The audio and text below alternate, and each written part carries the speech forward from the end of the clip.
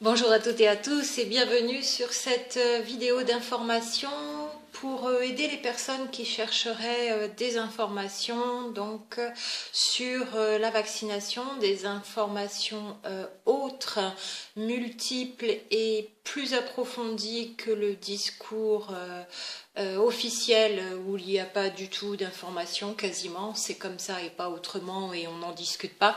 Donc ici je vous présente, je vous fais un petit topo qui se veut pas tout à fait exhaustif mais un peu plus étendu quand même sur les associations qui existent en France et je vous présenterai aussi le site belge d'information, un des plus importants. Les autres sont intéressants aussi, mais sur ce site, il y a vraiment beaucoup d'informations. Alors, tout d'abord, je vous présenterai la LNPLV, Ligue nationale pour la liberté des vaccinations, qui est la plus ancienne association en France d'informations pour les parents qui souhaitent en savoir plus sur quel vaccin, pour qui, pourquoi, quand est-ce qu'il vaut mieux s'abstenir, est-ce que je les fais tous en même temps, est-ce que je les fais un par un, de combien j'espace, est-ce que celui-ci ou celui-là pour mon enfant est utile, qu'est-ce que c'est que les anticorps, qu'est-ce que c'est que l'immunité. Est-ce que les anticorps sont signes d'immunisation? Est-ce que l'immunisation provoquée par les vaccins est égale à l'immunité naturelle, celle qui nous est conférée à la naissance, soit par l'allaitement maternel? S'il n'y a pas eu d'allaitement, voilà, c'est un petit peu plus difficile et fragile.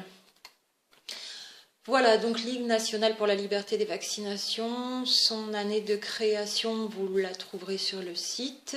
Présentation et objectifs de cette association, pourquoi réclamer la liberté des vaccinations. Donc ce n'est pas une association qui est pour dire personne ne se vaccine, voilà, aucun vaccin pour personne, c'est réclamer la liberté pour chaque famille, chaque enfant, chaque choix de parents, qu'il y ait un choix en toute conscience qui puisse être fait et dans la liberté de faire ou de ne pas faire un vaccin pour soi-même ou pour ses enfants. Donc pourquoi réclamer cette liberté? Parce qu'ils sont de plus en plus nombreux, ceux qui estiment que les vaccins ne sont pas l'unique moyen de prévention des maladies et que les chemins qui mènent à la santé sont multiples. J'ajouterais notamment qu'il est possible de renforcer et soutenir son système immunitaire avec d'autres méthodes qu'avec la vaccination, c'est un autre fonctionnement, et que effectivement, même s'il y a des virus, des bactéries qui peuvent être pathogènes, on peut avoir un système immunitaire suffisamment fort pour que ça ne pose pas de soucis, à savoir s'ils viennent de l'extérieur, ces virus et bactéries, ou s'ils sont déjà à l'intérieur, en latence, et qu'ils se développent en surnombre, et c'est en cela qu'ils en deviennent pathogènes, certains l'étant plus à la base que d'autres. On ne nie pas cette vérité sur la connaissance du monde microbien. Il y a bien à certains moments des virus pathogènes ou des bactéries pathogènes et encore plus des parasites avec leurs métabolites dans leur fonctionnement.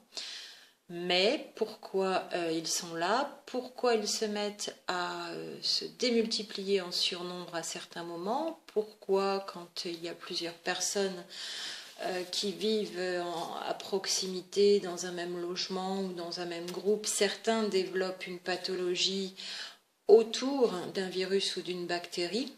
Je n'ai pas dit à cause, j'ai dit autour d'un virus ou d'une bactérie dont on constate la présence en surnombre, avec un déséquilibre par rapport aux autres.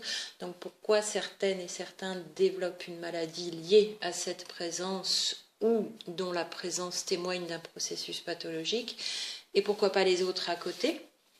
Voilà. Donc, il y a des statuts, des objectifs dans cette association, des articles intéressants. Ici, la Ligue a envoyé une lettre ouverte à Madame la Ministre par rapport à l'obligation vaccinale prévue pour 2018 que le gouvernement actuel essaye de faire passer avant les vacances parlementaires du 24 juillet. En plein mois de juillet, est-ce qu'il n'y a pas des choses qui vont être encore plus importantes pour le mois d'août au 15 août, puisque entre le 24 décembre et le 15 août, en général, c'est là que les choses sont proposées quand il n'y a personne pour s'en occuper et pour y réfléchir. Donc attention à la mobilisation du mois de juillet qui occupe tout le monde, s'il n'y a pas encore autre chose d'au moins aussi important, voire plus pour le 15 août. Petite parenthèse. Voilà, beaucoup de livres, avec donc ces livres au tout départ, donc dans les années 1950. On les a plus en liste ici. Alors Michel Georget, Sylvie Simon, bien sûr, toute la littérature. Pourquoi vacciner? Réalité et vaccination, l'apport des vaccinations à la santé publique, la mort subite du nourrisson, vaccin abus de conscience, vaccin la vie d'un avocat, on nous aurait menti, donc de maître Jean-Pierre Joseph, extraordinaire, je vous le conseille. Si vous avez du mal à en discuter avec votre médecin qui est très très fermé sur la question, eh bien il y a une façon au regard du droit et donc de manière juridique voilà, de lui poser la question de savoir si sa responsabilité, il l'engage, y compris au niveau des effets secondaires qui pourraient intervenir. Voilà, sachant qu'il y a quand même beaucoup de médecins qui ne sont pas pour ces vaccinations multiples, mais a priori pour des vaccinations une par une et espacées et au cas par cas. Voilà, tous les médecins n'ont pas la même position sur ces vaccins et notamment la vaccination obligatoire, 3, 6, 11. Il y en a eu 12 donc par décret voté en Italie. Là, le peuple en Italie se mobilise aussi pour dire ça fait trop, beaucoup de trop, et on ne veut pas vacciner nos enfants comme ça avec autant. Donc, Ligue nationale pour la liberté des vaccinations, en voilà une en France. Une deuxième donc qui s'appelle ALIS, A-L-I-S, Association Liberté Information Santé. Elle a été présidée pendant longtemps par Françoise Jouet, qui a écrit ce livre très très très intéressant sur le tétanos, mais qui ne parle pas que du tétanos, mais qui couvre toute la littérature vaccinale. Cette association est aujourd'hui présidée par le docteur Marc Vercouter, radié pour des traitements anticancéreux déjà dans les années 80 qu'il avait pour ses patients et qui n'ont pas été agréés en France, et notamment par l'ordre des médecins. La façon dont il avait trouvé des solutions pour ses patients n'a pas été tellement bien reçue. Donc ça fait des années déjà qu'il est hors système ordre des médecins et qu'il est aujourd'hui donc président de l'ALIS, Association Liberté Information Santé. Vous trouverez ces vidéos très très précises, très controversées, voilà, sur la composition des vaccins. Entre autres d'ailleurs sites d'information sur la composition des vaccins qu'on a bien du mal à trouver. Il a quelques informations, le docteur Marc Vercouter, plus précises encore que d'autres n'ont pas. Donc voilà pour la présentation de la liste. Nombreuses sont les personnes qui s'interrogent sur les vaccinations. Elles n'ont souvent qu'une information en provenance des milieux médicaux ou des autorités administratives qui prônent les vaccins. Il faut savoir quand même que les administrations ne sont pas à même de vous informer sur les vaccins. C'est un acte médical. Il n'y a que des médecins et spécialistes qui peuvent vous informer sur les vaccinations. Et si quelqu'un les exige, il faut toujours que ce soit entre médecins par rapport à vous-même ou vos enfants que ça se discute. Donc si c'est à l'école, directeur ou directrice d'école, c'est le médecin de l'éducation nationale qui doit être en relation avec votre médecin pour en discuter pour vos enfants ou vous-même si vous êtes lycéen, lycéenne, étudiante, étudiant. Donc, faute d'informations exhaustives sur l'utilité, l'efficacité et les dangers des vaccinations, les citoyens croient qu'elles sont indispensables et même obligatoires. Et donc certains par contre cèdent aux pressions à contre-cœur. Alors il y a le Courrier d'Alice, une revue trimestrielle, Et puis, bien sûr, toute la librairie, les CD, les DVD, à commencer donc par ce livre pour en finir avec Pasteur au titre très provocateur du docteur Eric Ancelet. Il faut aller voir à l'intérieur, c'est quand même très intéressant. Vivre sans vaccin, la bonne santé des enfants non vaccinés, diagnostic néfaste, la vérité sur l'autisme post-vaccinal, on en parlera aussi dans une autre vidéo. Soignez votre enfant par l'homéopathie, vaccination la grande illusion, vaccination le marché de l'angoisse et encore plein d'autres, vaccination le droit de choisir, que des auteurs différents, hein, ça ne sont pas les vaccinations en question. Docteur Louis de Brouwer, vaccination erreur médicale du siècle, on y va. Oui, c'est des livres qui sont un peu plus anciens et dont on ne parle plus et qui sont pourtant très très intéressants. Voilà, Lucienne Foucrat, docteur Marcel Ferru, donc des médecins et des non-médecins qui sont auteurs de ces livres. Michel Georget, encore éminent biologiste, l'apport des vaccinations à la santé publique et la réalité derrière le mythe, en sous-titre. Vous trouverez aussi des vidéos de Michel Georget, biologiste, sur Internet. Tuberculine et BCG, les deux vérités, enfin voilà, toute la librairie de l'association Alice. Je passe à l'association Reva B. Le H, attention à ne pas l'intervertir, je pense que dans une autre vidéo, j'ai dû intervertir le H et le B. Reva B, c'est le réseau vaccin anti-hépatite B, donc HB. Voilà, donc elle rassemble particulièrement des patients qui ont développé des soucis suite à la vaccination hépatite B. Je vous rappelle que le laboratoire Sanofi Pasteur a été condamné par la CJUE, Cour de justice de l'Union européenne, le 21 juin 2017, tout récemment, donc il y a moins d'un mois, pour vaccin défectueux ayant causé une sclérose en plaques au patient qui a initié cette procédure il y a 9 ans, hein, il me semble.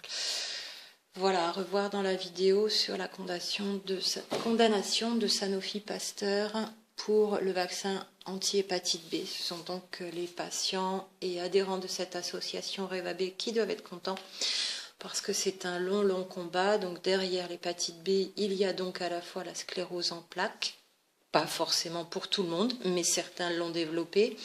Ceux qui ne développent pas de sclérose en plaques, il y a aussi donc la myofascite à macrophage, et celles et ceux qui ne développent pas de myofascite à macrophage. Est-ce que cette vaccination hépatite B, ils en ont retiré des bienfaits ou des perturbations sur leur système immunitaire, même sans développer de maladie? Voilà, vous aurez plein d'infos aussi sur ce site de l'association Reva B. Donc, vous tapez www.revahb.fr.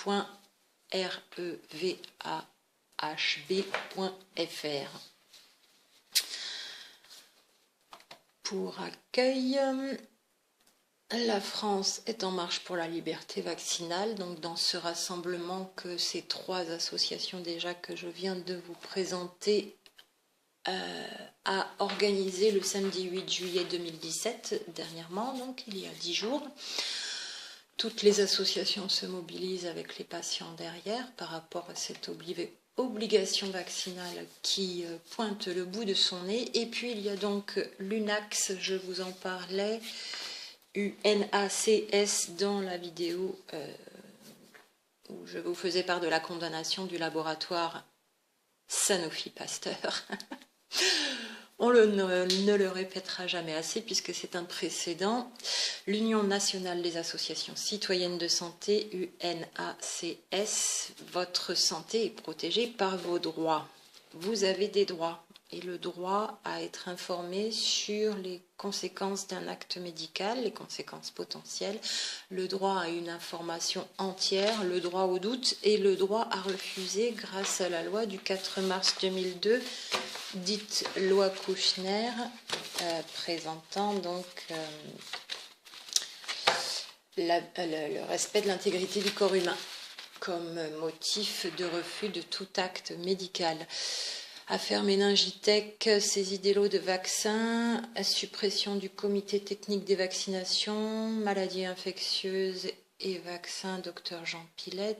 Des questions sur le vaccin du col de l'utérus, quelle que soit la marque, le laboratoire Gardasil et autres. Ça, c'est pour l'actualité de l'UNAX, donc qui regroupe plusieurs associations et demande aussi la liberté de se vacciner ou pas, avec un maître mot qui est prendre sa santé en main. Les associations réunies au sein de l'UNAX, pour les reprendre, je vous en parlais déjà dans l'autre vidéo ici, c'est le mouvement pour le respect des droits fondamentaux de la personne, Nello Espoir, Avenir, Guérison, Prévention Vaccin, Santé Liberté Touraine, Info Santé Pays d'Auge, Santé Solidarité Nantes. Voilà pour les associations que réunit l'UNAX. Je vous présente donc aussi dans cette vidéo d'information pour que vous puissiez aller vous-même piocher dans ces associations qu'il faut soutenir par vos adhésions. Si vous faites déjà des dons par ailleurs, je sais que ça peut faire beaucoup, mais s'il y a bien des associations à soutenir, elles fonctionnent toutes de manière bénévole, y compris les médecins qui les président ou qui font des conférences, des DVD, de l'information en tant que lanceurs d'alerte pour beaucoup d'entre eux, donc en prenant des risques. Alors, quand on est comme le docteur Marc Vercouter, déjà radié de l'ordre, c'est déjà fait, donc il n'y a plus de soucis. Quel grand courage! Et c'est pas parce qu'on est radié en tant que médecin que l'on n'est plus médecin, on est simplement plus agréé par l'ordre, donc on n'a effectivement plus le droit d'exercer sur le territoire français, mais on n'en est pas moins toujours médecin et médecin en conscience. Voici donc sur le site d'Initiative Citoyenne, vous avez la contestation et des millions d'Italiens qui s'élèvent contre la nouvelle loi rendant la vaccination obligatoire. Donc, grande première pour l'Italie, merveilleux laboratoire test que le pays se voit être depuis que un certain décret a été signé par le ministre italien de la Santé, Monsieur Morenzin. Voilà, en 2014 à Washington, l'Italie a été choisie pour être le leader mondial de la stratégie vaccinale. Cette information a été évoquée à l'occasion de la manifestation de Rome. Là, le problème n'est pas le problème des vaccins en eux-mêmes. Le problème est que Glaxo, donc un laboratoire fabricant de vaccins, laboratoire américain, est à l'intérieur de notre ministère, se plaignent donc les Italiens. L'Italie est à l'avant-garde d'une expérience de vaccination menée par un gouvernement italien corrompu par les dollars de Big Pharma, en permettant aux compagnies pharmaceutiques de créer des lois, parce que les lois ne sont plus créées pour les citoyens, mais pour les compagnies pharmaceutiques sur ce thème de la vaccination, et de plus en plus, et la France s'engouffre à la suite de l'Italie là-dessus, en permettant aux compagnies pharmaceutiques de créer des lois et de forcer toute la gamme de leurs produits sur l'ensemble de la population contre leur consentement, le gouvernement italien a trahi son peuple. Les manifestations en Italie, toutes les personnes de la classe ouvrière unie se sont mobilisées et résistent à la cupidité de la classe dirigeante et des élites corporatistes. Voilà pour l'actualité du site initiativecitoyenne.be. Donc, simplement en tapant ça dans votre barre de recherche, vous la trouverez. Des communiqués, beaucoup de vidéos, beaucoup d'articles scientifiques. C'est un site qui est énormément documenté aussi. Santé intégrative, convulsion de Laurine Kane après un vaccin, Serge Radet, donc un pharmacien qui se fait de plus en plus connaître et qui dit 11 vaccins obligatoires, on marche sur la tête. Donc il y a bien des pharmaciens, docteurs en pharmacie, médecins, docteurs en médecine allopathique, biologistes, toxicologues, tout un tas de personnes célèbres et moins célèbres, connues et moins connues, en plus du professeur Henri Joyeux qu'on pourra citer, qui a présenté sa position d'une certaine façon par rapport aux adjuvants, mais pas forcément par rapport au reste de la composition des vaccins. Et toutes ces personnes donc dûment diplômées de la profession, connues et moins connues, s'élèvent contre cette folie vaccinale qui n'est là que pour servir les laboratoires. Un enfant endommagé par les vaccins médicalement. Manifestation de masse en Pologne contre les obligations vaccinales. Les Italiens descendent dans la rue pour dire non aux obligations vaccinales. Liberté contre vaccination, faire un choix. Alors beaucoup de questions au niveau de leurs ministres, eux en Belgique, mais ça couvre aussi l'actualité vaccinale en France sur ce site et de manière beaucoup plus libre puisque c'est un site belge qui réclame la liberté. Voilà, et puis j'en terminerai avec une célébrité. Ce serait bien qu'il y en ait plus. Peut-être si certaines pouvaient se manifester en France pour soutenir... hop, on va enlever la pub d'en haut, au niveau des sites internet. Voilà, Jim Carrey, qui n'est pas copain avec les vaccins et qui continue sa croisade, toujours avec ses grimaces. Au moins, on peut en rire. Donc ça n'est pas franchement un défenseur de la vaccination, il l'a prouvé encore une fois devant ses 14 millions de followers sur Twitter ce mercredi 1er juillet, c'était en 2015. Voilà.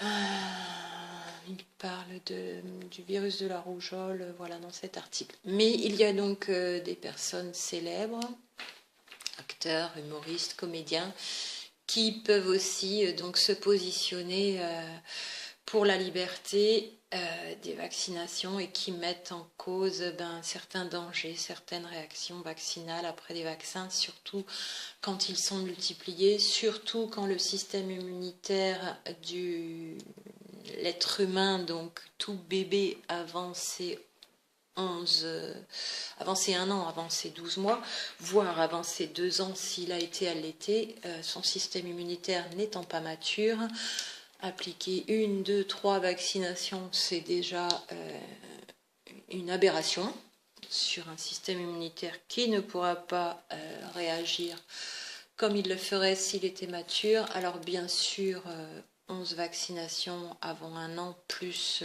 des rappels encore après.